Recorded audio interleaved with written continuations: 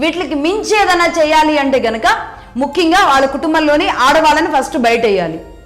ఆడవాళ్ళని, అది భార్య కావచ్చు, తల్లి కావచ్చు, చెల్లి కావచ్చు, వాళ్ళని బయటేయాలి. వాళ్ళని ట్రోల్ చేయాలి. ఆడవాళ్ళని తిడుతుంటే ఇక్కడ ఉన్న ఆ మగవాడు రాజకీయ పార్టీ నాయకుడు ఉడికి ఉడికి లోపల చచ్చిపోవాలి బాధతో. కాదు అని వాటన్నిటినీ క్రాస్ చేసిన వాళ్ళే లీడర్లుగా మారాలి. ఫస్ట్ అది క్రాస్ అవ్వాలన్నమాట. క్వాలిఫికేషన్ ఏంటి అంటే మీ ఇంట్లో ఉన్న ఆడవాళ్ళని పర్సనల్ అసాసినేషన్ చేసినా సరే, ఏమన్నా సరే, అత్యంత అశ్లీలంగా మీ వాళ్ళ ఫోటోలు చిత్రీకరించినా సరే తట్టుకునే శక్తి మీకుందా రాజకీయ నాయకుడిగా ఎదగడానికి అనేది ఫస్ట్ ఆప్షన్గా, ఫస్ట్ పారామీటర్గా పెట్టాల్సిన అవసరం ఉందన్నమాట. ఎందుకంటే ఇక మహిళలది అయిపోయింది, నెక్స్ట్ ఇలా పిల్లలదన్నమాట. పిల్లల విషయాలు తీసుకురావడం ఇది ఇంకా అత్యంత దౌర్భాగ్యమైన చర్య ఒక రకంగా.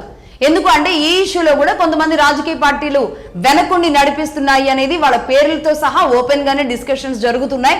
బట్ అయినప్పటికీ ఇక్కడ నేను ప్రస్తావించడం అది చర్చనీయాంశం కూడా కాదు, నేను చర్చించను.